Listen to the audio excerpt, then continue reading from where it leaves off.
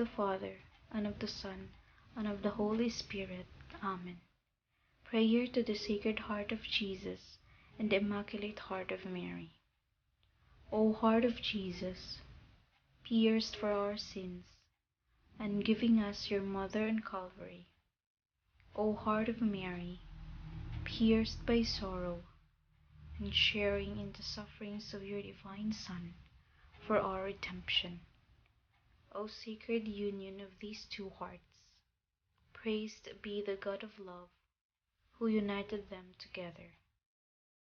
May we unite our hearts and every heart, so that all hearts may live in unity, in imitation of that sacred unity which exists in these two hearts. Triumph, O sorrowful and immaculate Heart of Mary. Reign, O most Sacred Heart of Jesus, in our hearts, in our homes and families, in the hearts of those who, as yet, do not know you, and in all nations of the world. Establish in the hearts of all mankind the sovereign triumph and reign of your two hearts, so that the earth may resound from pole to pole with one cry. Blessed forever be the most Sacred Heart of Jesus, and the sorrowful and immaculate Heart of Mary. Obtain for me a greater purity of heart and a fervent love of the spiritual life. May all my actions be done for the greater glory of God, in union with the divine Heart of Jesus and the Immaculate Heart of Mary. Hear and answer our prayers and intentions, according to your most merciful will. Amen. In the name of the Father, and of the Son, and of the Holy Spirit. Amen.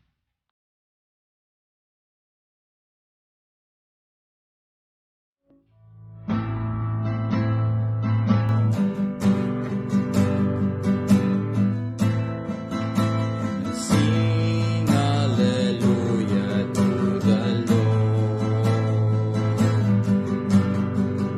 and sing hallelujah to the Lord, and sing hallelujah, sing hallelujah, sing hallelujah to the Lord. And sing hallelujah to the Lord. And sing hallelujah to the Lord. And sing hallelujah, sing hallelujah, sing hallelujah to the Lord.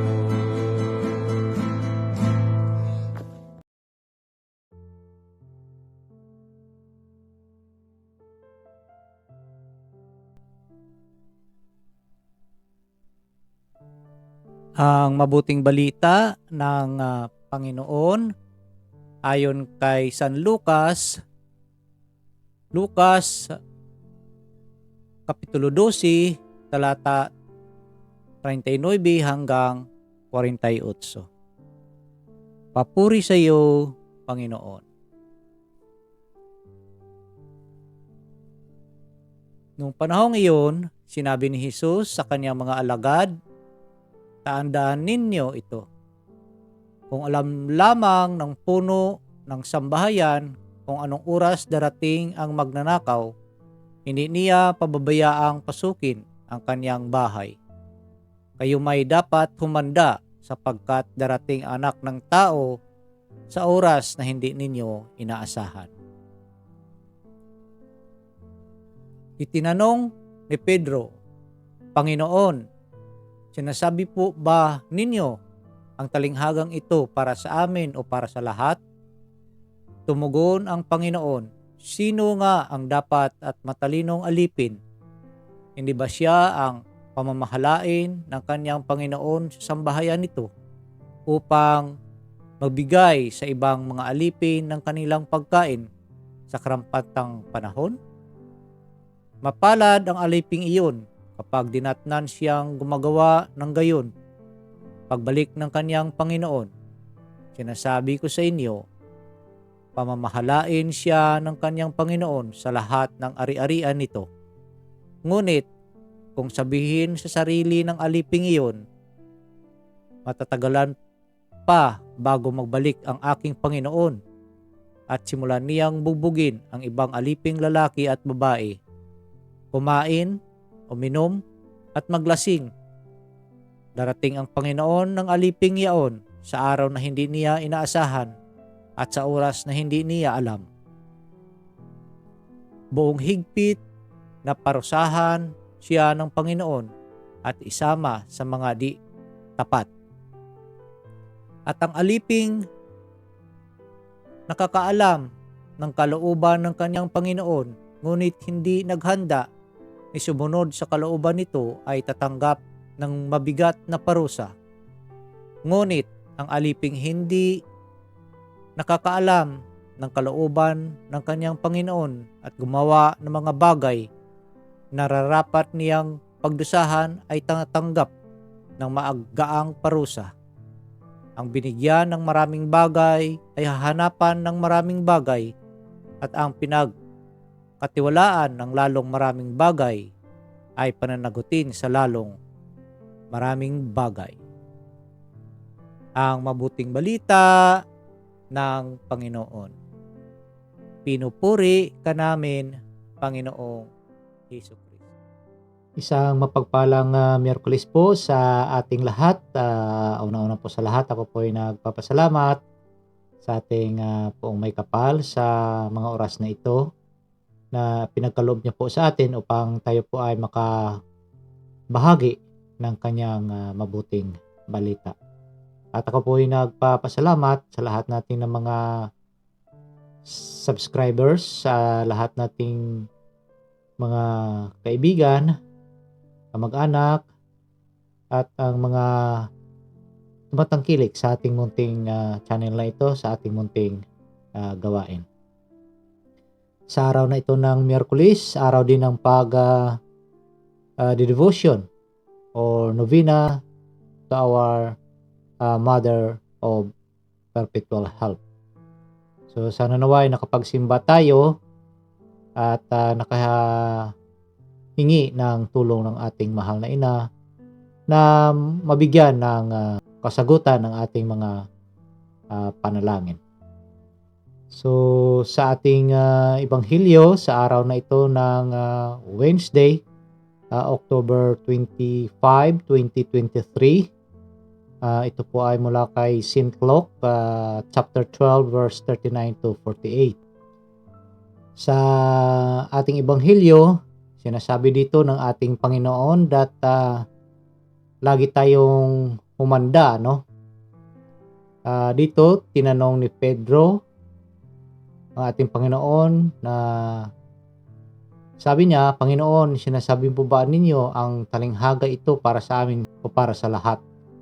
Sa unang mga verses, sabi ng ating Panginoon that tandaan ninyo ito kung alam lamang ng puno ng sambahayan kung anong oras darating ang magnanakaw, hindi niya pababayaang pasukin ang kanyang bahay, kayo may dapat humanda sapagkat darating ang anak ng tao sa oras na hindi ninyo naasahan. Kaya tinanong siya nito ng ating unang Santo Papa ni San Pedro o ni San Peter sa nabanggit ko na kanina. So, sa pagpatuloy, ang sabi ng ating Panginoon, mapalad ang aliping iyon pag dinatnan na siyang gumagawa ng gayon pagbabalik ng kanyang Panginoon. So, mga kapatid, sa atin, sa buhay natin ngayon, itong paghahanda na ito ay ano ba tayo kahanda? Talking about preparedness, ano ba ang ating pinaghahandaan, no? Anong mga priorities natin na pinaghahandaan? Yung darating na Pasko or yung mga reunions birthdays, weddings, o ano bang mga kaganapan ang pinaghahandaan natin? Nakahanda ba tayo sa pagdating ng anak ng tao, no? Ang ating Panginoong Hesukristo sa kanyang pagbalik. Nakahanda ba tayo? Handang-handa ba ang ating sarili sa pagtanggap sa Kanya o na makasama siya? So ano bang pinagwiwilihan natin at pinaghahandaan talaga? Sa mundong ito, marami tayong iniisip, no? Ay karamihan nga may mga life insurance, death insurance, mga kung ano-ano lang mga insurance, ano? Educational plan, mga ganung mga bagay, no? Pinaghahandaan ang future, but ang future natin sa kabilang buhay ay pinaghahandaan ba natin?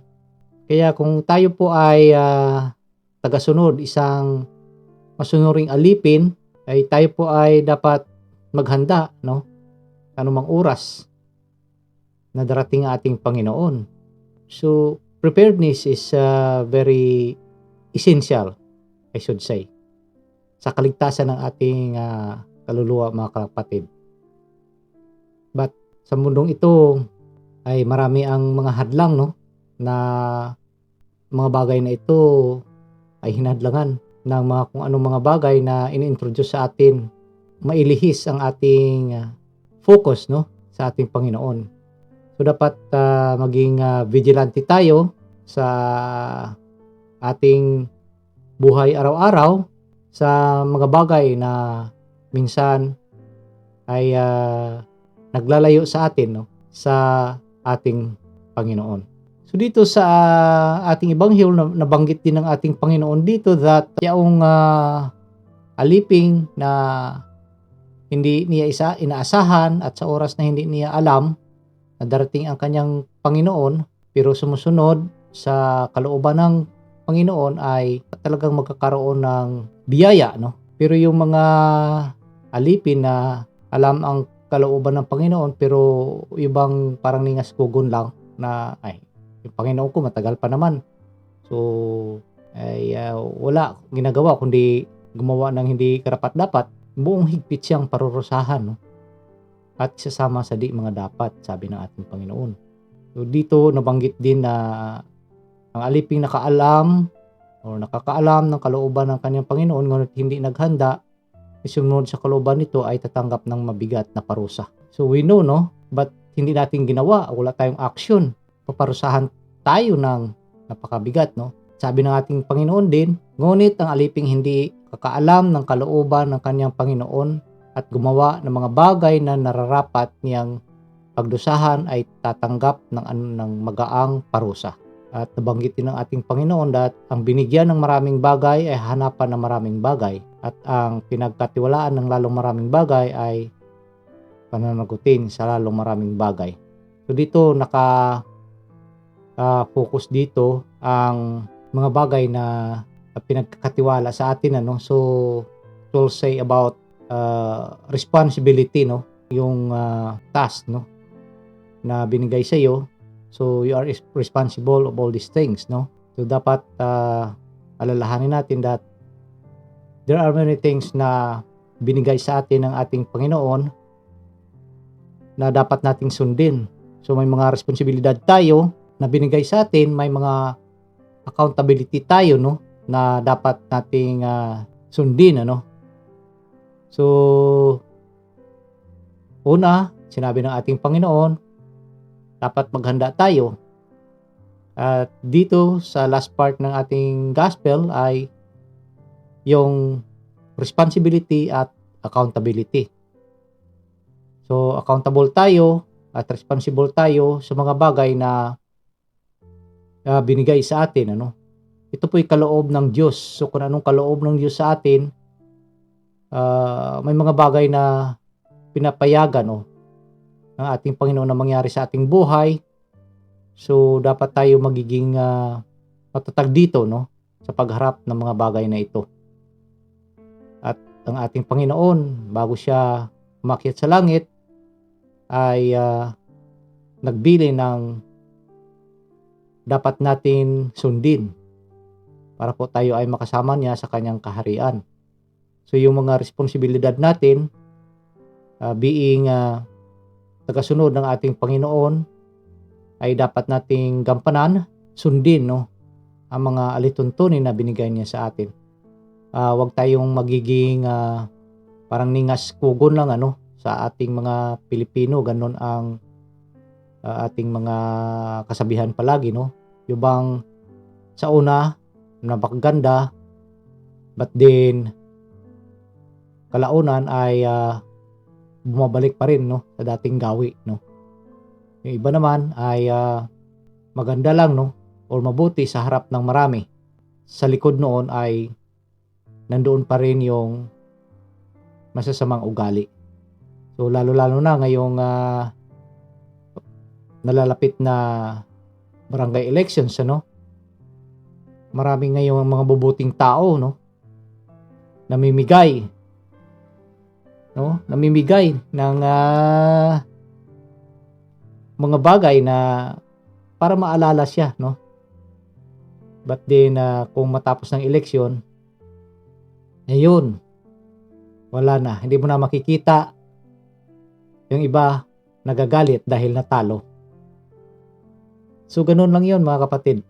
Ay hindi natin maiwasan, during elections, ganun talaga ang nangyayari. But then dapat sana ay matuto tayong tingin, no, sa taong dapat natin ilalagay siya pong mangangalaga, no, sa ating barangay, no, sa ating lugar. Sana naway, no, makapagmuni-muni tayo at makapag-isip. Wag lang sana tayong madala ng 100 or whatever na binibigay, no. Napaka-abuting tao, no, during elections, no.